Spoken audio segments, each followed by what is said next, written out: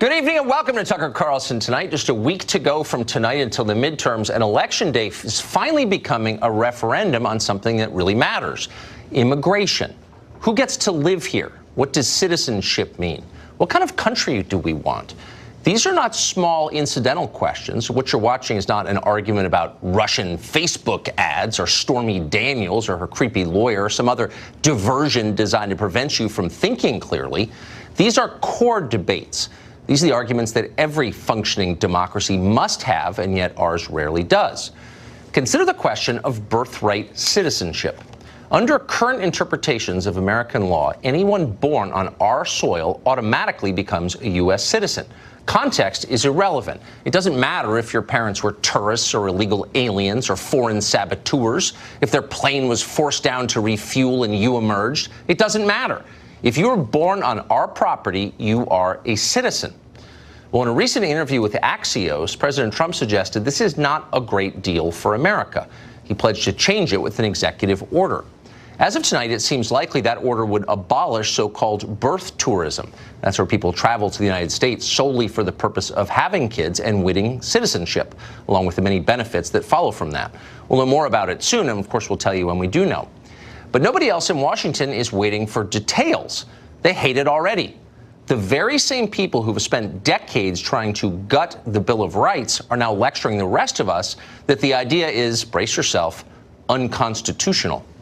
Paul Ryan, for example, he's the outgoing Speaker of the House. He announced his opposition to this immediately.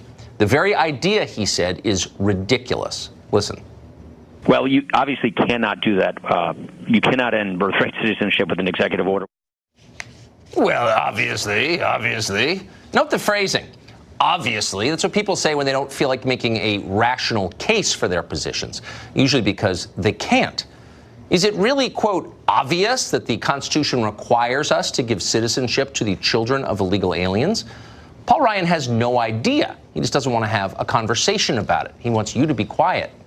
In fact, as a legal matter, it is an open question. The Supreme Court has never ruled on it. But there is ample reason to believe the law does not apply to illegal immigrants or birth tourists. Birthright citizenship arises from the 14th Amendment that was passed just 3 years after the Civil War. And it was passed to guarantee citizenship to freed slaves.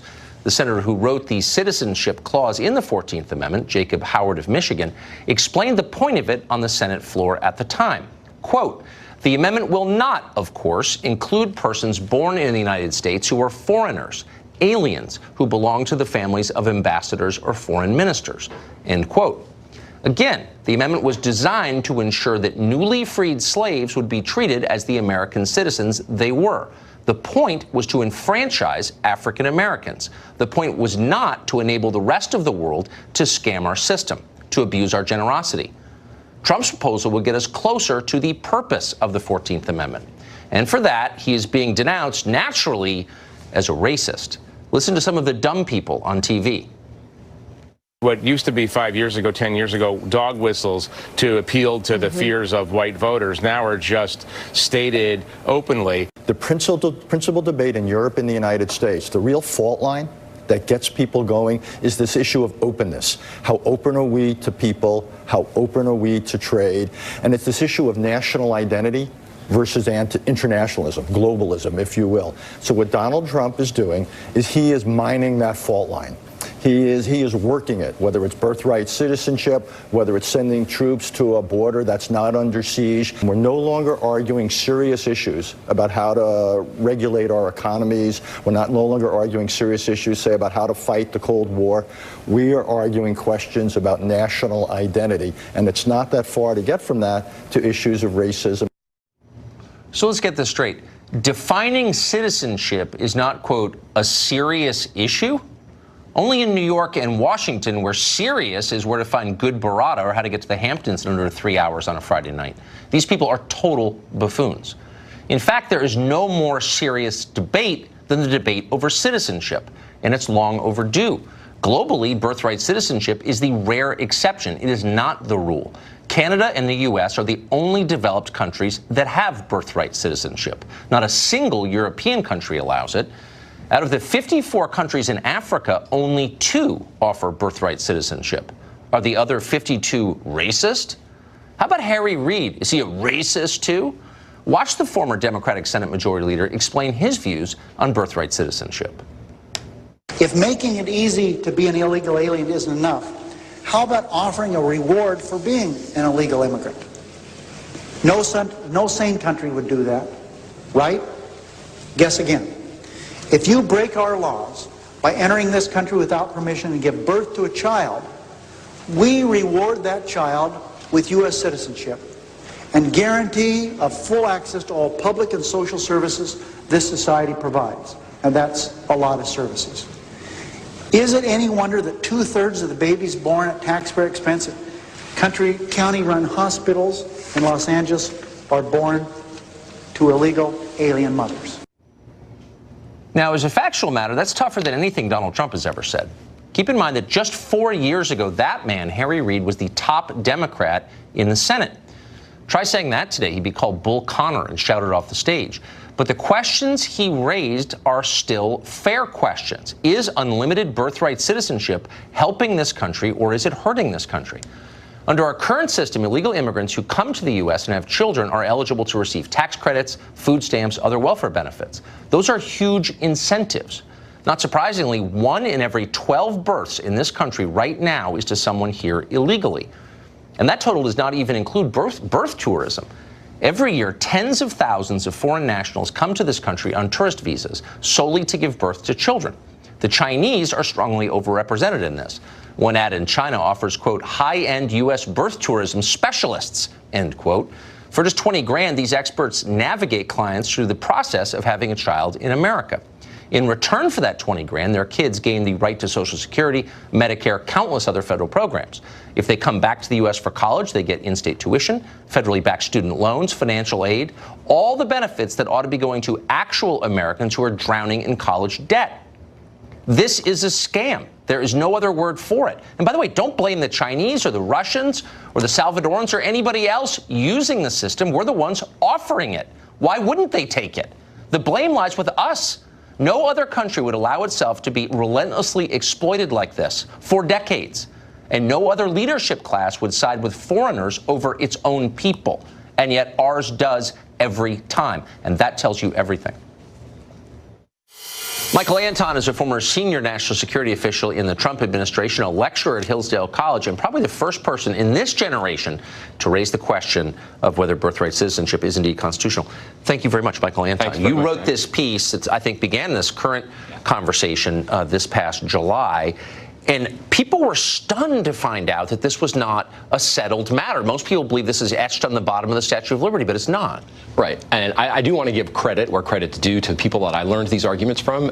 John Eastman is a constitutional scholar and lawyer, litigator. He litigates constitutional questions. And Edward Erler, who's a student of the American founding and the Civil War era, who's done really the scholarly work on this. I learned this argument from them. They're two of my teachers. But it's true that, you know, it had kind of gone dormant for a while. Dormant? This is Flat Earth Society stuff. So everyone believes that we have a constitutional mandate to allow the children of illegal aliens to become citizens. And they base that belief on a misreading of the very first sentence of the 14th Amendment, which says all persons born or naturalized in the United States are citizens. They leave out the part in the middle, subject to the jurisdiction thereof. They either leave it out or they say subject to the jurisdiction just means you have to obey the law. Well, everybody has to obey the law. If you're a tourist coming from England or Canada or anywhere, you have to obey U.S. law while you're in the United States. That doesn't make your children a citizen or you a citizen. Subject to the jurisdiction meant something specific to the people who wrote the amendment. We know this because they said it. You read the debates over the amendment. They said it means that you don't owe allegiance to any foreign power, to anyone else. You're subject to the complete jurisdiction of the United States, which means you're not a citizen of another country. So it clearly doesn't apply to people who aren't citizens or who are born to people who aren't citizens, who are subject to the jurisdiction of another country. The Constitution is clear on that point. There's no statute that says otherwise. But decades ago, the executive branch agencies of the federal government just decided to apply this principle as if, well, we owe everyone birthright citizenship. Now, why do they do that? Why do bureaucracies typically, in our country anyway, typically act without authority? Usually it's to serve the interests of liberalism. When the administrative state starts doing something that it's not authorized to do and that no one has ever told it to do, you can bet it's not doing so for conservative reasons or for reasons that benefit American citizens. It's doing so for reasons that benefit liberalism. And that's what happened in this case. So you're hearing the argument now from the usual chorus of dumb people that this, like everything that they don't like, is racist. Right. Correct me if I'm wrong, but the purpose of this amendment was to enfranchise people who had been African Americans who'd been enslaved. Absolutely. And so, in what sense would this? I mean, does that argument even make sense? No. And I want to take it seriously. As you say, though, it's the racist is just a cudgel with which to beat up people whose arguments you don't like. So the 13th Amendment freed every slave. You had a controversy at the time where some states were saying, okay, you can free the slaves, but we have the power to make them citizens, and we're not going to do it. So Congress passed the Civil Rights Act of 1866. The same Congress, same year that drafted this amendment. That was vetoed by President Johnson. The veto was overridden, so you get 2/3 of both houses saying, freed black slaves, they are citizens. And that also says not subject to any foreign power. Well, then some of the southern states came back with, okay, well, 1857, the Supreme Court ruled in Dred Scott that no black person, even a free black person, could ever be a citizen of the United States. So the Reconstruction Congress said, okay, then we're going to put this in the Constitution. We're not going to let you get away with this. We're going to make this undeniable that every freed slave and their descendants are citizens of the United States. So an amendment designed to enfranchise African Americans born here, been here 400 years, 500 years, is now being used by Chinese nationals. And Russians, too. Russians flying into Guam or Los Angeles to have children here. That would be not the original intent, I think it's fair to say. Absolutely not. I mean, one of the things that I find incredible and amusing, sadly so, though, is the Russia hysteria of our time. Russia's supposed to be the biggest enemy the United States has right now, more dangerous enemy than in the Cold War. We're all supposed to be almost on a war footing with Russia. Yes. And the president is criticized for saying maybe we should cool it a little bit and turn the heat down. However, we can't question the practice of Russian women flying to Miami and having their babies to get U.S. tourists. So this supposed enemy of ours, it's a sacrosanct principle to allow them to abuse our system by giving citizenship to their children who are born here, spend a couple of days, and then go back to Moscow. So the real principle that undergirds it is hurting ourselves. We're required to hurt ourselves. Hurting ourselves, and of course hurting the president. Right. I mean, of course, the Russia story is all about hurting the president. In America, masochism being the operating impulse of the left. It's bizarre. Michael Anton, who kicked this off, thank you very much. Thank you for having me. The president traveled to Pittsburgh, Pennsylvania today following the murder of 11 worshipers at the Tree of Life Synagogue in the Squirrel Hill neighborhood there. Trace Gallagher has more on what happened. Trace? Tucker, the president's first stop was in fact Squirrel Hill, the historic hub of Pittsburgh's Jewish community. It is also where the Tree of Life Synagogue is located, the scene of Saturday's 20-minute shooting rampage that took the lives of 11 people, the deadliest anti-Semitic attack in U.S. history. The synagogue itself remains a crime scene, but the president, First Lady, daughter Ivanka, son-in-law Jared Kushner, along with Treasury Secretary Steve Mnuchin and Chief of Staff John Kelly, went into the vestibule to light candles. And then, following Jewish tradition, the president lay stones and white roses on 11 Star of David markers planted near a makeshift memorial to the victims. The president and his group were accompanied by Tree of Life Rabbi Jeffrey Myers, whose heroics likely saved many lives during the attack. Rabbi Myers first said he welcomed Mr. Trump's visit, then after getting pushback from some congregants, changed his mind, but finally decided that accompanying the first family was the right thing to do. Pittsburgh's Democratic Mayor Bill Peduto and Pennsylvania's Democratic Governor Tom Wolf chose not to meet with the president. Mr. Trump did not speak during today's visit, but here's what he told Laura Ingraham last night. Watch. I'm just going to pay my respects. I'm also going to the hospital to see the officers and some of the people that were so badly hurt. And in fact, the president did go to the University of Pittsburgh Medical Center to visit the wounded. The first funerals were also held today, one for 66-year-old Dr. Jerry Rabinowitz and a joint service for brothers Cecil and David Rosenthal. Tucker. Trace Gallagher for us. Thanks very much, Trace. Midterm elections 1 week from right now. One embattled Democrat wants to make it absolutely clear she's not a nutcase like everyone else in the Democratic Party. Lisa Booth has the latest on that race and others after the break.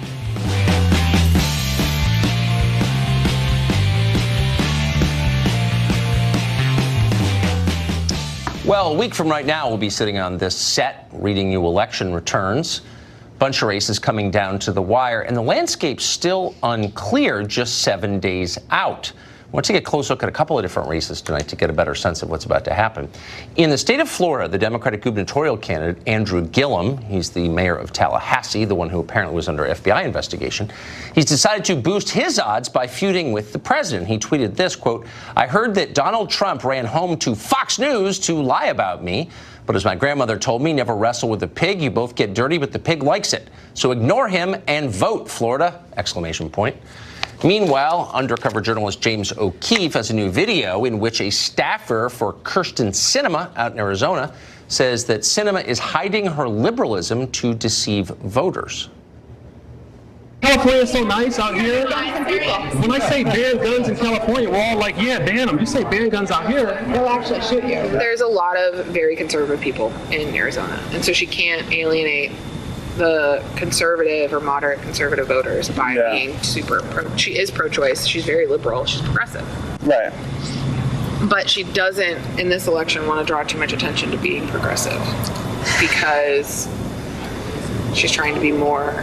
That's why I think she took so much Democratic help, too. Otherwise, she wouldn't have won. Yeah, because the country's not quite as crazy as the Democratic Party, even in 2018, so lie about it. That's what's happening in Missouri, perhaps, where Claire McCaskill, the incumbent senator, is disavowing the Democratic Party. Watch this. I would say this. I would not call my colleagues crazy, but Elizabeth Warren sure went after me when I advocated tooling back some of the regulations for small banks and credit unions. I certainly disagree with Bernie Sanders on a bunch of stuff.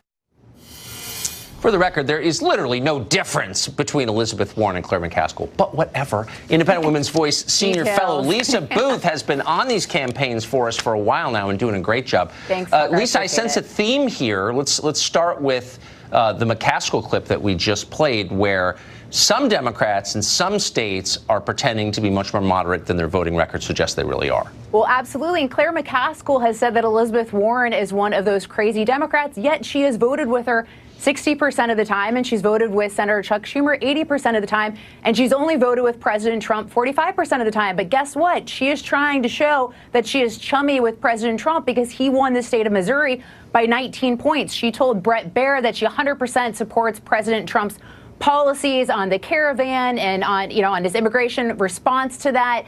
So she's trying to run to the center. And Josh Hawley, who is her Republican opponent, has really made this an issue by calling out Claire McCaskill and saying, you are not a moderate. You are too left-leaning for the state. So that's what this is all in response to with Claire McCaskill. Yeah, and I got to say, just an editorial comment I can't repress. If Trump wins the state by 19 points, the Republicans should be doing a little better than they're doing, in my opinion. I mean, like, what is that? It's Missouri. But anyway, in Arizona. I can't disagree. Yeah, please. Kyrsten Sinema, of course, running against Martha McSally, the congresswoman, a veteran, U.S. military veteran. Where is that race right now, would you say? It's still really tight, and that is interesting. I would say that President Trump didn't win Arizona by that much in 2016. So I think it is a little bit more of a swing state than people give it credit for. But look, Kyrsten Sinema didn't really start moderating her views until 2012.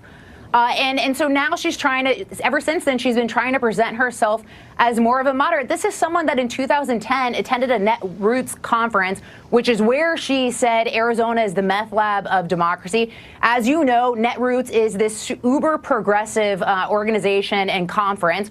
She's also called herself a proto-socialist in the past, and she's had these crazy left-wing ideas and policies on military in the past, as well as border security being part of this no deaths group. So she's clearly made a calculated move to move to the center because that's what it takes to win the state of Arizona as a Democrat. And for the Project Veritas video, they edited that. We can't independently verify that at Fox News, but I think what it does show is that she's clearly trying to hide some of these past positions that she's had.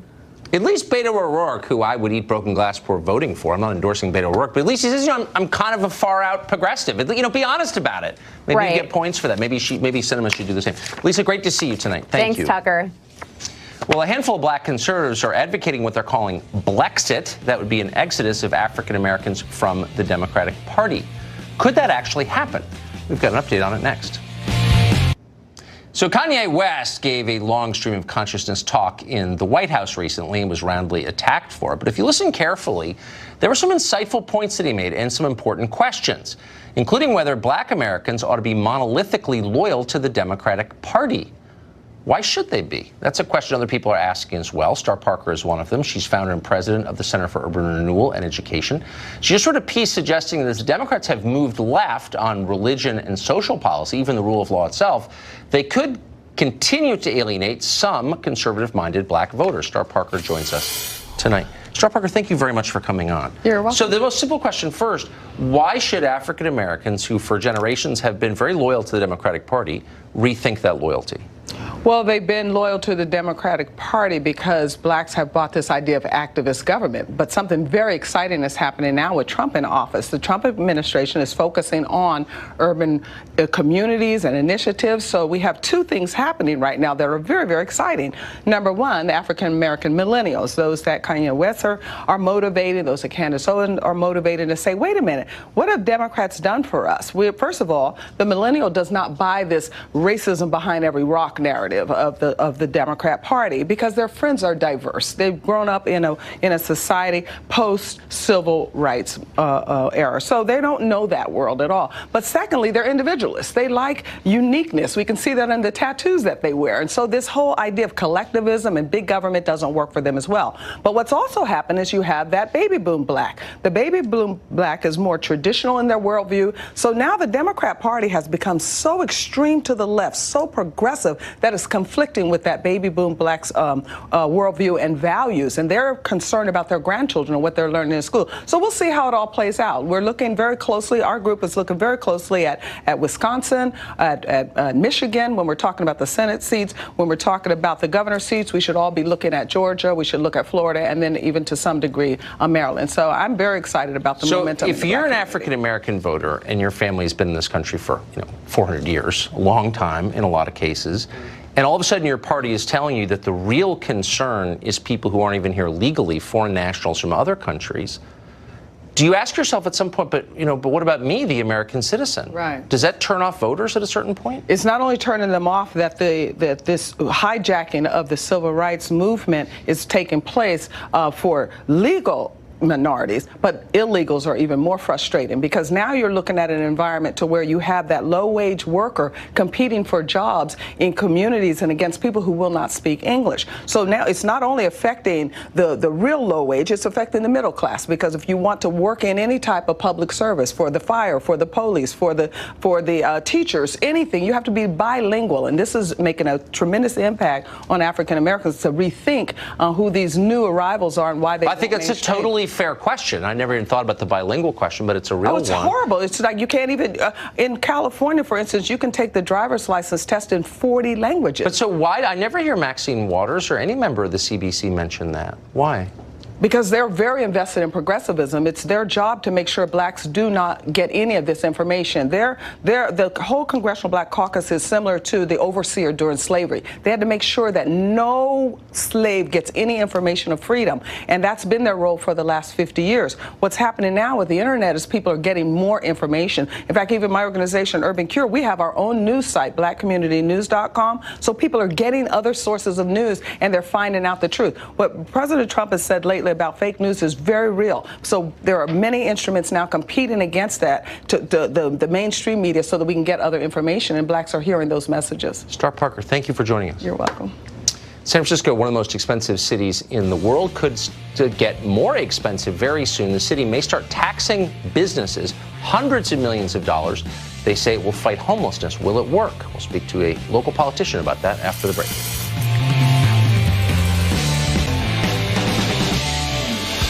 Well, it's not often covered in the news anymore, but American forces are still fighting in Afghanistan. It's been 17 years since we first sent troops there to topple the Taliban government. We still have thousands of Americans in the country. So far this year, 8 of them have been killed. President Trump hates this. We happen to know he has often complained to people around him about the quagmire that Afghanistan has become. You remember that when he ran for president, one of Trump's central promises was to keep America out of pointless foreign wars like this one. Permanent Washington despised him for saying that because it implicated them in their failures. But voters appreciated hearing it. And yet somehow the war in Afghanistan has continued to this day fruitlessly. That's thanks almost entirely to bullying from our thoroughly discredited foreign policy establishment. They are happy to keep things the way they are. 17 years later, though, we as a country have almost nothing to show for what we spent there, the lives and the money. The Taliban remains strong. The U.S.-backed government controls barely half of that country. This spring, the DOJ described Afghanistan as, quote, largely lawless, weak, and dysfunctional. Most depressing of all, we're no longer even aiming at any kind of military victory. The best we can hope for is a sort of stalemate that keeps the Taliban partly in power. So what is the point of all of this? Well, some people are getting rich from it. Drive through the D.C. suburbs sometime and see for yourself. But most Americans derive no benefit at all. Some families are paying the highest possible price. 2 years in, it's not too late for the president to deliver on a campaign promise he once made and end this disaster. Tomorrow might be a good day to start with that. San Francisco, one of the most expensive cities to live in or do business in, could soon get even more costly. This Tuesday, the voters in the city will consider an initiative that would implement a new tax on businesses. That money, they say, would be used to fight homelessness. If approved, the tax is expected to cost businesses in San Francisco about $300 million a year. Joe Alioto Veronese is a former member of the San Francisco Police Commission. He's currently running for DA there. He's a frequent guest on the show, and he joins us tonight. Joe, thanks very much for coming on. Thanks, a new tax to fight homelessness. How much right now does San Francisco spend already on homelessness? Well, the number they throw out is $300 million, but it's probably closer to about $1.5 to $2 billion if you take into account all the resources that each of the city departments are putting into the issue. The fire department alone, I'm one of the fire commissioners here, we recently did an audit, and almost half of our calls are homeless-related calls. 40% of our calls are homeless-related calls. So there are a lot of resources going into this issue, and I think the mayor is right on this one. She's only been in office for about 6 months. She says no on C, which is the proposition you're speaking of. And I think she's right about it, because there's this institution that's been built around homelessness that if we keep feeding it money and it's not showing results, it's really just a practice of lunacy. And so this mayor has said she's dedicated to the #1 issue of solving homelessness. So for her to say that no on C is really a big deal, because she personally sees where this money goes. And so she's fixing this problem the way it should be solved. Well, so does every, if I could just say, I was just there last week, and the city is inherently beautiful. Obviously, you know that, but it's the filthiest place I've been in North America. That's $1 billion in. Why not do what cities have traditionally done, which is to say, you're not allowed to shoot heroin on the sidewalk or defecate in front of kids on Market Street? Wouldn't that be a good start, a zero tolerance for outrageous behavior in public? Well, certainly accountability, absolutely, but that's different from homelessness, right? Because you have people that are on the street on a daily basis that aren't necessarily homeless, but if you want to get rid of some of that behavior, you have to install some accountability. Our current district attorney has announced he's not running for district attorney again for re-election because he's going to care for his sick mother, which is great, but that leaves our city in a lame duck status, of which it kind of already was, because a lot of the criminals know they can get away with things here in San Francisco and not be prosecuted, much like the images and the things that you're seeing on the streets there. But these are also where's people everybody? that we Hold should on. be taking I mean, care I of. believe that your district attorney is lame. I mean, the proof is in the fruit. But where's everybody else? If you walk down Market Street and there are people sleeping perpendicular on the sidewalk in puddles of urine, why do people put up with that? Why doesn't someone say, get out of here? I'm sorry, you don't have a right. You don't own the sidewalk. You can't do this. My kids are here. Where are those people, the normal people? I think the people of San Francisco are fed up, and they are everywhere. And we're waiting for this new mayor to step up and do something about it. But frankly, she can't do it on her own. We need a district attorney that's going to help out as well. And the police department is starting to show some signs that they're going to step up as well under this new mayor. But the reality of it is, a lot of San Franciscans are fed up with it, and they're just throw their hands up because they can't solve the problems themselves. They expect the leadership to solve those problems. This current leadership in the DA's office is not doing it. And so that's one of the reasons why I'm running for DA. Have you thought about maybe sending a delegation to, I don't know, rural Vietnam or Burma or somewhere in Southeast Asia where the economy is 100th the size of San Francisco, but where there's none of this, and ask, like, why don't you have people defecating on the sidewalk? Oh, because you won't put up with Tucker, it. you don't even need to go that far. You know the Bay Area. If you go into the Presidio, just across the street from San Francisco, I spoke to some of the police officers there. They have no homelessness there. You don't see people shooting up. It's because they don't tolerate it. Exactly. The example is right in our backyard. All we have to do is look to the Presidio. Because they won't tolerate it. I love that. That ought to be your campaign slogan. I'd send you money. Joe, thank you. Good to see you. Thanks. Hold on to your money, Tucker. I'm going to. I know we disagree, but I agree with that. Thanks. Well, the creepy porn lawyer has had a rough couple weeks. We've been following it very closely. That's our job. He mangled his attack on Brett Kavanaugh, but he is undeterred in his presidential bid. He's making preparations. Tons of people here in Washington are helping him. What is that? We have details after the break. Michael Avenatti's a beast. Okay, that's true. And he's a beast. He's a beast, and he keeps popping Donald Trump and all of his folks in the mouth. John Meacham says he may be the savior of the republic. He really is a master of the media cycle. I owe Michael Avenatti an apology. For the last couple of weeks, I've been saying, enough already, Michael. I've seen you everywhere. What do you have left to say? I was wrong, brother. You have a lot to say. The Democrats could learn something from you. But he has a bigger calling here. That being a lawyer is minimal compared to what he's doing. The priesthood, whatever. He's out there saving the country. The savior of the republic. You know what the creepy porn lawyer really is? He's a Rorschach blot. What you see when you look at him tells you a lot about you. Well, he used to be a media darling, as you just saw, but in the past month, it has gotten a lot tougher to be the creepy porn lawyer. First, he failed to defame Brett Kavanaugh after accusing him of serial gang rape. Then he was exposed for failing to pay his taxes. His law firm is even being evicted for not paying rent. Failing on all sides, he has decided to do what they always do in Washington, seek refuge in audacity. He's gearing up for a presidential run. Politico reports that the creepy porn lawyer has already assembled a team of veteran Democratic advisors, including Jack Quinn, who's quite a famous Democratic advisor here in Washington, to help him raise money, craft a message, and ultimately rule the land as president.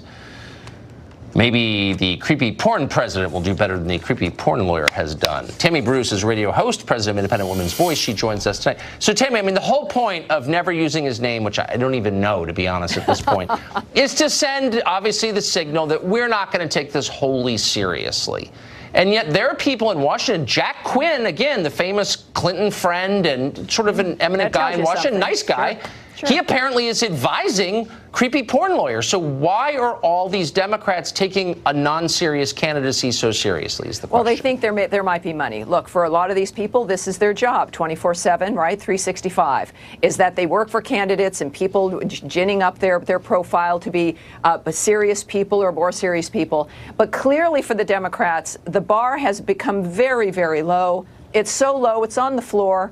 And you saw that the comments with your montage, really remarkable. If this guy, not only with the IRS having trouble losing a lawsuit from a former partner to the tune of over $4 million, his client, Stormy Daniels, been told by a judge that she has to pay Donald Trump's legal fees, having lost part of a case against him, which is now like over $300,000. So while creepy porn lawyer is elevating his profile, using these people, she is probably going to have to go bankrupt. Julie Swetnick and he are under being referred for a criminal investigation by the Senate. She's going to have to get a different lawyer as well to defend her. So he's destroying these lives and using these women. And it looks like maybe the Democratic Party is the next woman that he wants to use to get more money or to elevate himself. That's such a good point. And actually, I made that point to him in his one and only appearance on this set. And I think we have the tape. Here we go. Stormy Daniels was to perform in Richmond in a depressing strip club. This hero that you say you're protecting, you're her protector. Why is she working in seedy strip clubs while you're on television wearing expensive suits? Why are you not exploiting her? Why is she doing that? Because she wants to, Tucker. And she wants to have people This is America. This is America. And guess what? If a woman wants to perform in a strip club, she does so. But you're getting rich. Even though people, I'm not getting rich. How badly do you think Stormy Daniels wants to perform at strip clubs in Richmond? Look, women make their own decisions. We all find our own level, and we make choices based on what best suits us. The problem with Mr. Creepy porn lawyer is that the only thing missing from him is the giant gold ring and a big, giant gold necklace, as he's using this process to benefit himself. And you see that as the clients lose, as they don't just lose, Tucker. They end up having charges against them or having to pay hundreds of thousands of dollars, so that they lose and they get ruined. Now, that's the Democrats. And look, he might be a perfect Democrat candidate because that's what the Democrats do to the country, right? They get in there, they bankrupt us, they ruin our lives, and everything is worse. So this is clearly what we should expect from the Democrats. But in fact, the base deserves better. Women, regardless of their party, deserve better. The Democrats think that it's the Me Too movement, and yet this is the man that they want to elevate in this process. They're desperate. There clearly is no talent left. There clearly is maybe not even a party at this point. And that exchange with you, Tucker, will go down in infamy as an example of what we would expect and would want from leaders in this country. And the Democratic Party clearly has, I think, hit, well, I don't know if it's rock bottom yet. Maybe the team of creepy porn lawyer and Hillary for 2020 would be great. I want a reasonable Democrat to win. I mean, he could win. Tammy Bruce, thank you for your smart analysis. Thanks for having me on. Well, the migrant caravan, which we're not supposed to talk about because it's wrong, but we're going to anyway, is still on its way north, making its way here. The president said he's going to meet with thousands of U.S. troops. Is that a smart thing to do? Will it affect the midterm election a week from today? That's next.